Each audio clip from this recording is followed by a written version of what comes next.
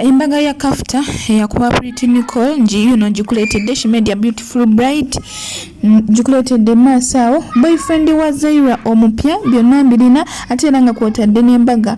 n'omwami awasizza abakyala babiri omulundi gumu ebitadde TikTok oba ebitadde omutimbagano ku bonkenke byonna bikuletedde maaso awo wamu n'ensonga za Doniasia ogenda kubeera nga obyerabirako nenga wasibyote wasizote gweno mulungi ampuliriza Channel Media Call. Subscribe for more updates, like, share and comment to wirabira okunyinga notification bell obenga notified renteka video empya nyongera kujukiza jana airport pickup mami nsaba mumpagire ndago omukwano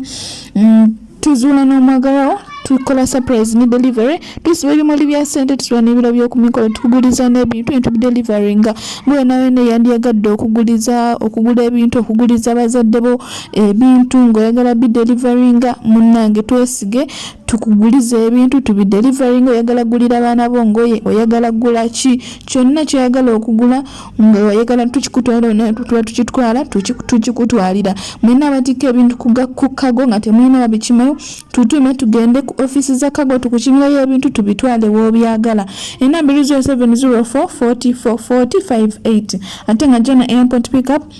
tukyusa sente todde ne like yoko maone sente zo mukwano leta sente tuzikyuse ate nga togena seribwa nga bakusera ku airport twesigene family tubalambuza airport bakulabe ngolandinga ku bwerere emendo jaffe giri wansi dala mikwano nsamba muve mu comment section mujje ku WhatsApp togera omuntu abera serious tasobola kubuliza mu comment section ba sweet omuntu ali serious oba olina kujje ku WhatsApp ne twogera ne tuteseganya tuwete tusobola kulemererwa abaze ku WhatsApp bakimanyi tuwate tusobola kulemererwa tetugoba sente tumanyi embeera y'omuntu wa wansi mujje ku WhatsApp twogere tuteseganye tetusobola kulemererwa nyina kutandika n'embaga y'omugagga oba mwana muwala ali famous ku TikTok gwe bayanjudde mwana muwala ono abadde ategeka emikolo gyera nga bogira emikolo gya bbeeyi mikolo gya maanyi era nga jasitudde abanene abawanvu n'abampi ba service providers bano bennyini abanene abamalayo ab'ebbeeyi abakola buli kintu nga kiri ku mutindo emikolo gye gibadde gigenda mu maaso kigambibwa mbu abadde ategeka emikolo n'omwami we kyokka ng'omwami we alina omukyala mukulu tamwasanga officially tamuwowanga mu mukyala nga yeteeseteese okwonoona emikolo gy'ono omukyala muto kubona ye Nahiya oli ye Naira ye mukyala muto ono ali famous ku TikTok mukyala mukulu ye Naira kati mbu omukyala nga yeteeseteese okwonoona emikolo gya mwana muwala ono omwami n'asalawo n'ategeka mangu awo simponika n'awowa mukyala mukulu era yamuwoya ku lunaku lwa Valentine olwawedde jjukira lubeerawo nga 14 February emikolo gya mukyala nambeemu gyabaddeyo nga 14 February ne bagera ne babawowa era nga boolabaawo nga bali mu muzikiti bali mu kubawowa nga bw'omulabaawo mu gawuni ye mukyala mukulu ono ali mu gomesi okwanjula kwe kwa mukyala muto kati omwami n'asalawo ateeketeeke mangu emikolo gya namba emu aleke kutaataaganya emikolo gya namba 2 ne bagenda ne bakola mangu awo simponika bategeseyo reception entonotono ne bagenda naye bamukolera emikolo munnange asobole okubeera satisfied aleke emikolo gy'oli era emikolo ne giggwa bulungi then nga 15 enkeera n'agenda n'ayanjula namba 2 n'ayanjula mukyala muto era emikolo gyabadde gy'amaanyi emikolo gyasitudde abanene abaanvu n'abampi emikolo gyabaddeko vibe ng'eri high bawala bato nga buli kimu kiri on point era essaaza kakati by'ebyogeza abantu ku social media buli omu yeebuuza omuwala omuto n'ofumbira n'obeera namba 2 mbukale yalina omwami we wabweru n'amulekawo n'agera n'omusajja nga tamanyi nti nayo mukyala mukulu kati laba wuuyo yafuuse namba 2 byebyogeza abantu ku social media gw'owulira oba wenkugambira bino naye ekyebuuzibwa gwe bw'obeera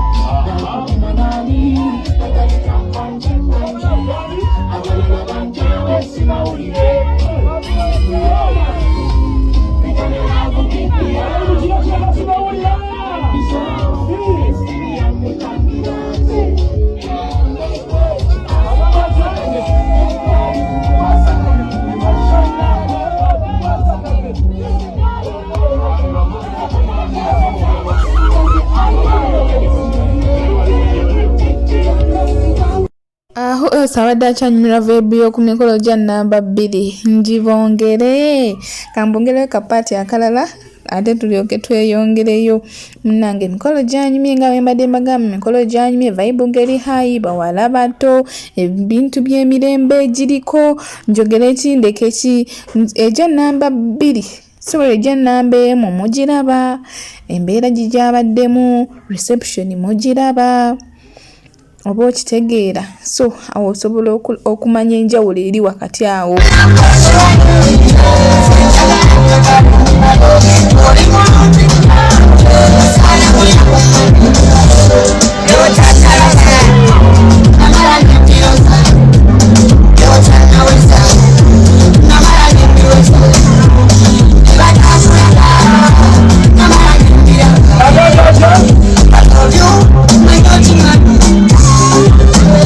osobola okukkiriza okubeera namba 2 oba nedda so no ate n'ekirala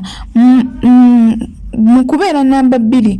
abasinga bagamba beera namba 2 at least ng'omusajja alina ssente omusajja ng'afaayo si baneeno ab'okulonderera si baneeno abatalina buvunaanyizibwa okubeera namba 2 ng'omusajja alina ssente kiba kale okusinga n'okubeera namba 2 ng'omusajja talina ssente ali awo yeetetenkanya bwetetenkanya yeezimba bwezimbi naye omusajja yaleese ebintu mu maka ga mukyala mugole era bw'otunuulira omukolo gwa namba 1 gwolaba mu gawuni n'otunya n'omukolo gwa mukyala muto gwolaba mu gomesi mazima ddala olabira ddala ng'enjawulo weeri mukyala mukulu bambi mukyala mukulu ddala era mukyala muto omulaba nga muwala muto akyali muwala muto ddala ebintu bye bya kivubuka vibe era nga bw'obiraba era nsaba otwendowooze mu comment section olowooza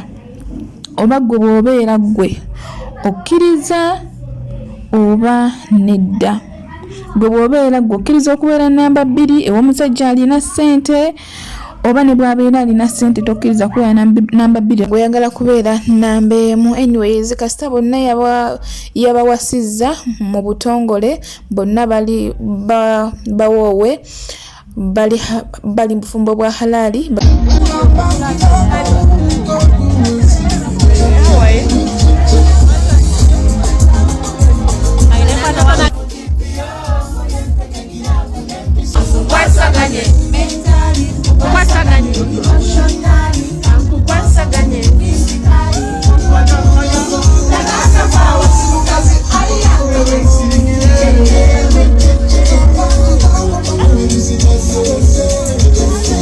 genda kuyingira Ramadhan nga bali bufumbo bwa halali munnange ate kisingako omuntu ali mbwenzi naye bo bavudde mu bwenzi naye nga kati oyongereyo ku mikolo gya Kafta Queen Kafta. Hey Queen. Hi baby. Owulira otya otuuka ku your day? I feel so nice. Super encouraged too, but I feel so good. Wow. I feel so blessed. I feel everything good. You can't wait for your transformation, eh? I just can't wait for everything. And thanks for my man. Better over. N'abantu abalala bonna like I just know. Congratulations Queen Kafta. Mwena batamanyi Kafta ye mwana muwala yatrendingira mu katambi ng'akuba Pretty Nicole olw'omusajja yali mukwano gwe baali ba mikwano ne I'm sorry for background noise baali ba mikwano Pretty Nicole namwagalira boyfriend we munnange ko ye kansalewo nkuwuttule tebanjagalira musajja namukuba era yali by then yali mu senior 6 namukuba ne bamutwala mu komera bw'atyo oluvannyuma n'avaayo amaliriza ebibuuzo bye ate noragira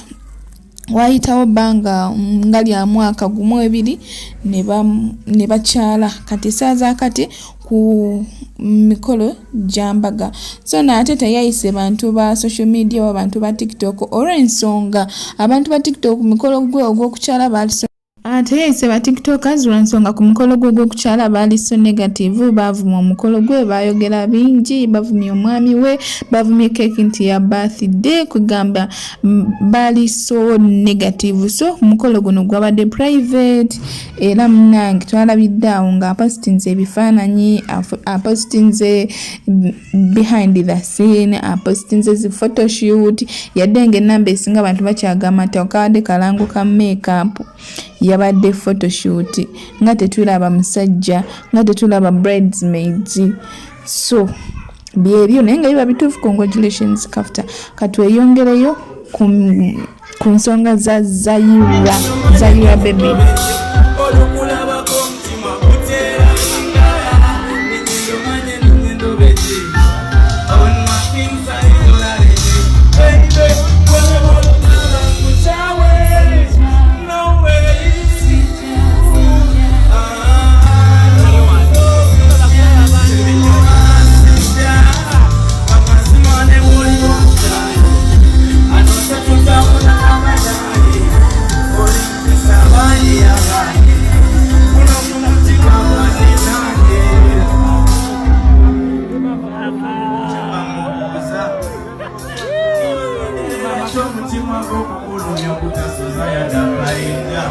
oluvannyuma lwa vidiyo okusakulatinga kigambibwa mbu oyo kati ye boyfriend wa Zaira omupya oluvannyuma lw'okwawukana ne Henry Valentine neggwako namba nga tewali nakamukanyeze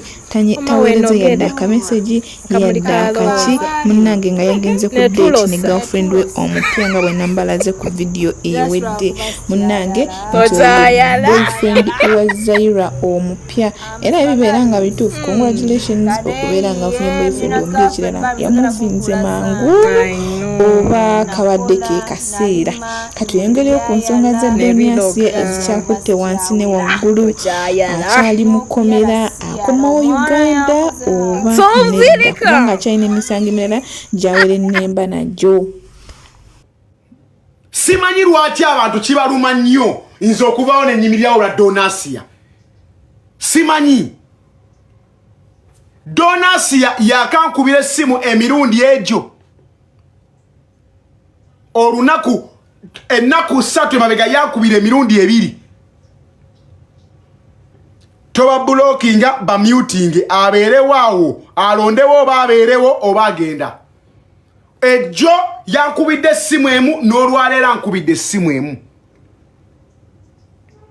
Donasia we baamukwata abantu buli omu yavayo n'ayogera kike nga bwe yabadde atolosa Kadama manya nga baamusanga teyakola video manya gundi omu Nigeria nga bwe yakola biki buli omu yawa story ye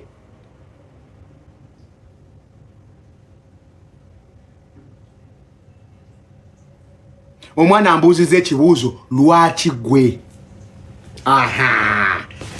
lwaki nze because nze mmanyi nti buli muntu asolokera kumakya n'agwa mu trap yemu Asia gyalimu yes kati kankubule akantu kamu gwoloza soenga togenda ku live ya Asia no tapping screen Asia senga akyakola live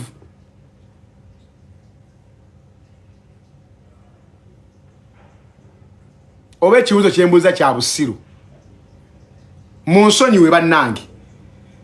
ekibuzo bakyembuza kya busiru gwolowooza senga wali togenda ku live ya Asiri manya ya Asia no tapping screen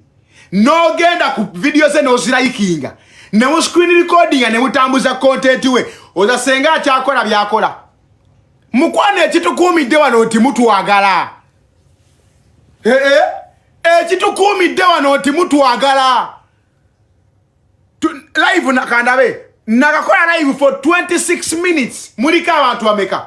tulika abantu 7 kandabe toto yakalabu abantu 13,000 wano analysis wendaga nakatula wano for 26 minutes nakalabu abantu 13,000 for 26 minutes kati wenaweleze sawa mugenda kwa mulabya abantu ameka mutemye video meka zirabiddwa abantu ameka kati yensonga lwaki n'abakola bye bakola basigala babikola Gwe senga Asia waitwa mulayikinga live ye togendako olowooza yandibadde akyakola byakola mwaba muwa amaanyi. Osegedde ye mwaba tuwagira bwe ntandika kugamba Timothy we sabula kuba tugenda ssebo yuza Salongo imwe esawa natakuliko live ya muntu nga tali mu kuvuma erika abantu ameka kangende ku TikTok kati kunonyezeyo live emu. Tulika abantu ameka wano mubambuulye mu comment section. Tulika abantu ameka ka kunonyeze wano live yo muntu. Tulika abantu ameka kati gwe soka webuze lwaki yange Tima avuma amanyira abantu tuliko bwe tuti. Gwe dino wali ozeko wano notabasangawo. Katika nkutereko katunonyeyo ku live eziriko ombuulire eyerika abantu ameka.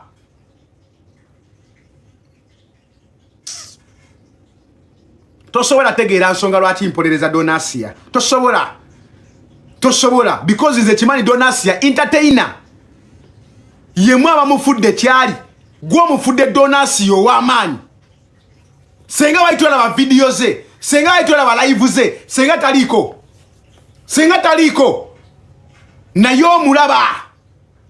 Nyongera okujjukiza tuzuula omwagalwawo teweerabirako sajjana airport pickup tukola airport pickup services zaffe ennungi emiwendo gyaffe giri wansi ddala muneesige mbatambuze ku miwendo egya wansi muneesige ne family zammwe tuzilambuze airport babalabe nga mulandinga mbalambuza ku bwereere. Nyongera obajjukiza mwe n'abaana abakomo mujje mubookinge mu budde mwana abakomo after Ramadan mujje mubookinge mu budde tolinda kumala kufuna tiketi mujje mubookinge ng'obudde bukyali okuwala okupanikinga ku ssaawa esembayo mujje ku WhatsApp twogere tuba tetusobola kulemererwa tukyusa ne ssente tukola surprise ne delivery gwe nawe nayagala okukolera delivery oyagala kuguliza bintu obbi ku delivery ngiro oyagala owatika ebintu ku kago oyagala bikukibirayo byonna muneesige mbatambuze